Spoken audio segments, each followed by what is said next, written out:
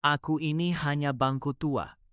Teronggok di sudut taman, menyerap cerita dari langkah-langkah yang singgah sebentar, lalu pergi. Di atas punggung kayuku, pernah duduk rakyat biasa. Dan kadang, para pemegang kuasa. Hari ini, aku ingin bercerita tentang 3 jalur yang sering dilalui manusia ketika kekuasaan bertemu dengan uang. Ada yang gelap, ada yang abu-abu, dan ada yang tampak putih, namun tetap meninggalkan bayangan panjang. Jalur pertama, jalur hitam. Ini jalan paling lurus menuju kehancuran. Aku pernah mendengar bisikan di malam hari tentang jual beli jabatan. Uang berpindah tangan, bukan untuk pelayanan, tapi untuk kursi kekuasaan. Yang naik bukan karena mampu, tapi karena mampu membayar. Lalu ada marka proyek. Anggaran digembungkan, laporan dipoles, angka dimanipulasi. Jalan retak, jembatan rapuh, tapi rekening pribadi menggemuk. Negara rugi, rakyat menanggung.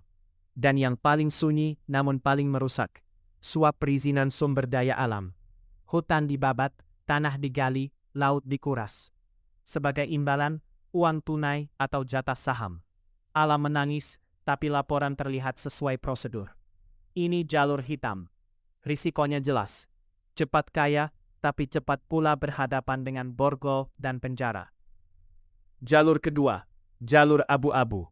Tak selalu melanggar hukum, tapi sering mengkhianati nurani. Di jalur ini ada yang disebut polisi insider.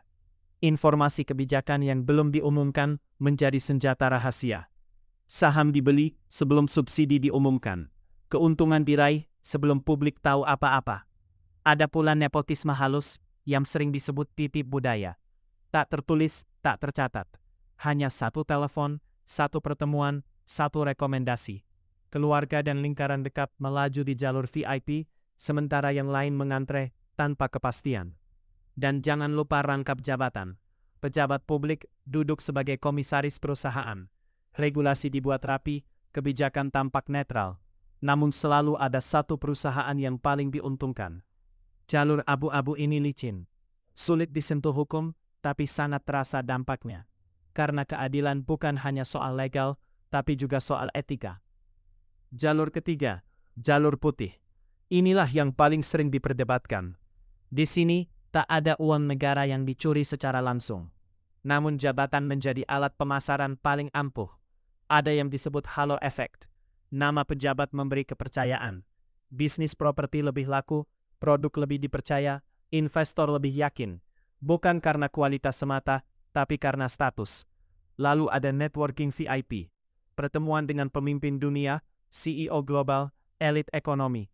Akses yang tak pernah dimiliki pengusaha biasa. Dari pertemuan itu, pintu investasi terbuka. Seringkali untuk bisnis keluarga sendiri. Dan yang paling halus, valuation pump. Satu pernyataan di media, satu sinyal optimisme. Sentimen pasar naik, harga saham melonjak. Capital gain mengalir. Semua pecenaan terlihat legal. Tak ada suap, tak ada amplop, tak ada proyek fiktif. Namun tetap saja, persaingan menjadi timpang. Disinilah aku, bangku tua, termenung. Karena meski jalur putih tampak bersih, ia menciptakan dunia di mana akses lebih penting daripada kemampuan dan pengaruh lebih berharga daripada kerja keras. Pengusaha biasa harus membangun dari nol. Sementara mereka yang berkuasa cukup berdiri dan pasar sudah memberi karpet merah. Pertanyaannya bukan lagi legal atau ilegal, tapi adil atau tidak. Aku hanya bangku tua, tak bisa memilih siapa yang duduk di atasku. Namun setiap retakan di kayuku menyimpan satu harapan, bahwa suatu hari kekuasaan benar-benar digunakan untuk melayani, bukan sekadar memperkaya diri dengan berbagai warna jalan. Karena pada akhirnya, sejarah tak hanya mencatat cara orang menjadi kaya, tapi juga harga yang harus dibayar oleh rakyat dan negeri.